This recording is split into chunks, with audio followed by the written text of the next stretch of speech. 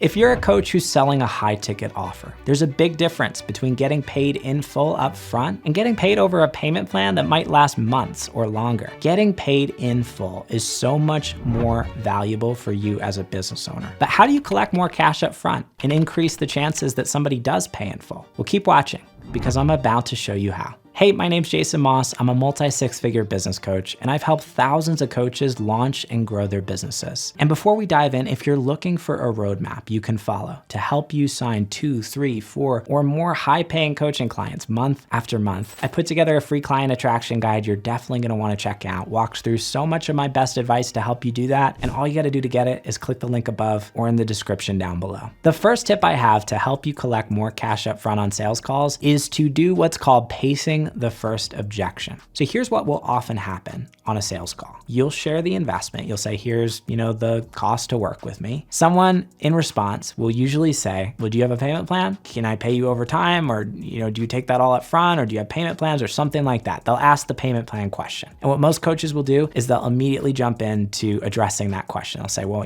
we have these payment plans, or here's kind of what we might be able to do. Does that work for you? Here's why I don't like this. Oftentimes, when someone's asking that question, there's other stuff that is unaddressed underneath the surface. Maybe they have other objections that are more related to the program itself, and they're just reflexively asking that question about payment plans. But really what we wanna do first is we wanna make sure that all of those other concerns and fears and things that they're maybe feeling that might be holding them back from feeling like 100% certain that working with you is the right next step are addressed. We want to make sure that when we're having a conversation about payment plans, someone's already bought in to working with you, and we only give someone a payment plan to address a genuine financial need. This means that if someone has uncertainty about the program itself, about working with you, a payment plan is not the right thing to solve that problem. We need to talk about, tell me about the uncertainty, what's coming up for you. So we can talk through that first. And then, if you can do this, you'll find that oftentimes people don't need payment plans, and you'll be able to collect a lot more cash up front because you're doing this work first. So here's kind of how this looks. Someone will say, okay, do you have a payment plan or something like that? And I might respond by saying something like, yeah,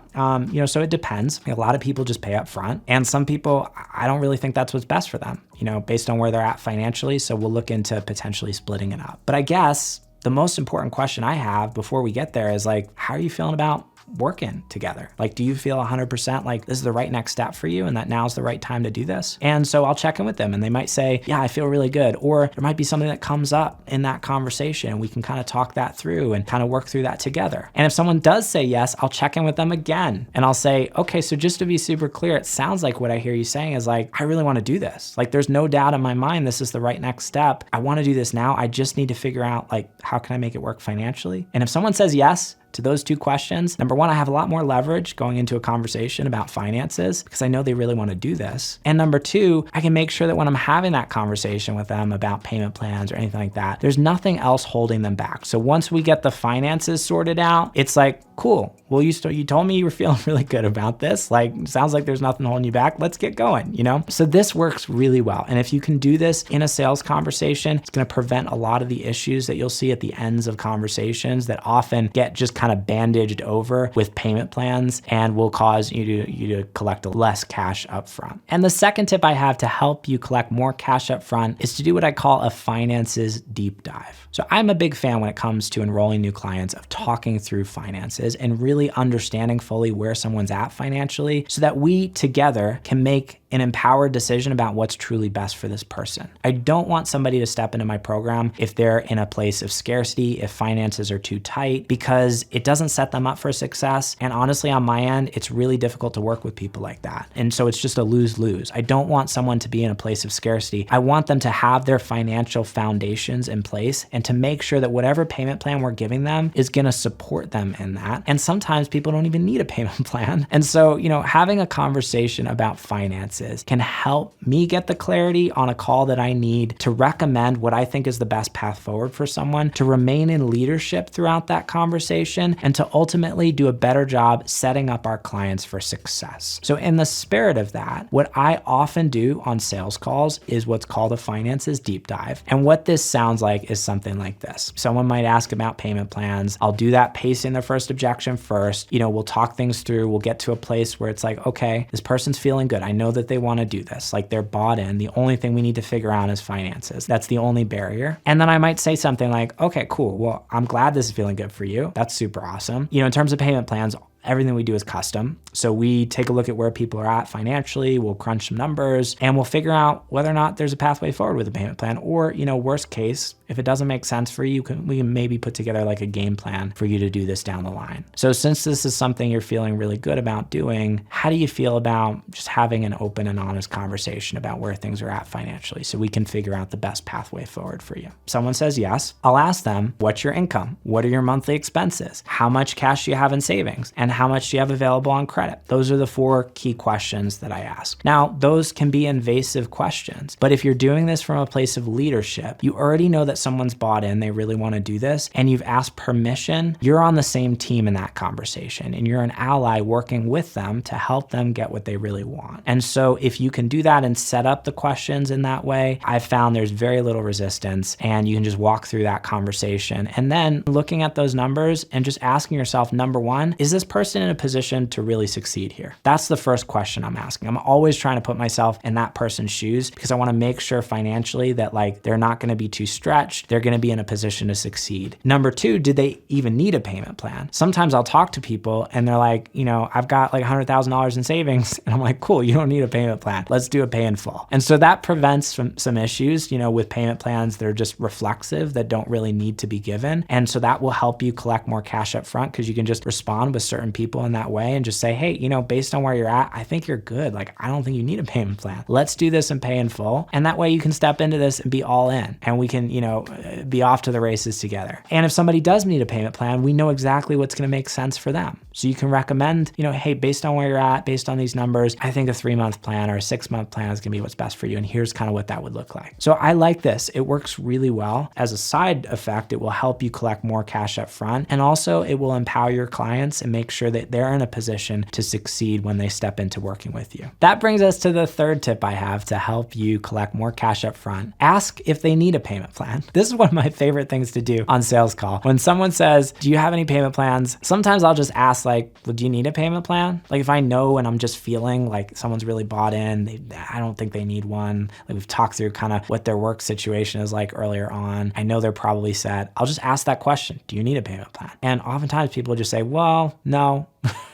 I'm like, cool, well, let's do this and pay in full. How does that sound for you? And you'd be amazed how often just asking that question not only does it make things so much easier and simpler, but you can collect so much more cash up front as a business owner just by doing that. So this is a great question to ask. It works really well. And I use this all the time on sales calls. And that brings us to tip number 4, which is adding interest to longer term payment plans. Whenever possible, we want to incentivize people to pay more up front. And again, this is if it makes sense for them, right? I don't want to force people into paying in full if it's going to put them in a financial position that isn't wise. But one of the things I do and we do in our business is for our longer term plans, we add interest in. Number of reasons for this. Number 1, because we want more people to pay up front. So it provides more of an incentive for somebody to pay up front if we have a little bit of interest on those longer plans, but also because there is a higher risk that we're assuming as a business when we take on a longer term plan. Longer term plans, the longer a payment plan is, the more likely it is to default, the more likely you are to have issues with collecting on those longer plans. It's always better for you as a business owner to collect more cash up front. And we want to build in some interest on those longer term plans to account for the fact that there are going to be a higher number of issues in your business with collecting on those longer term plans. It's not that,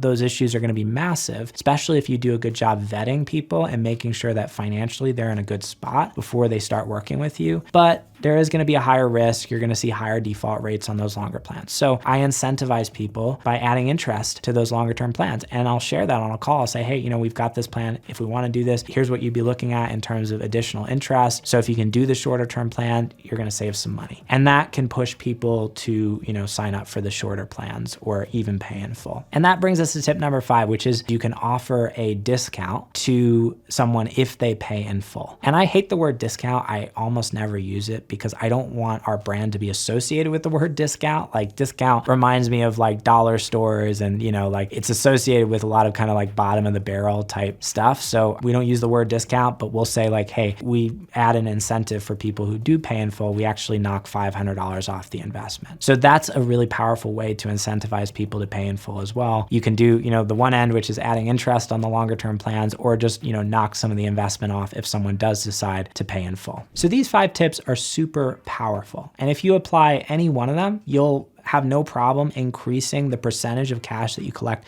upfront, minimizing payment plans, and just being in a position where ultimately you're in a better place as a business owner to be able to invest that cash back into growing your business, or just minimize the risk that comes from collecting on longer term plans. With that being said, this is one key to success when it comes to running a successful coaching business, but you also got to have a number of other keys in place to get clients consistently month after month. And if you're looking for a roadmap that you can follow in order to help you dial in some of those other pieces that you need in order to start attracting 2, 3, 4 or more high-paying coaching clients month after month, I put together a free client attraction guide you're definitely going to want to check out. All you got to do to get it is click the link above or in the description down below. And if you enjoyed this video, you're definitely going to love that one too. So click the link on the screen to go check that out, and I'll see you in the next video.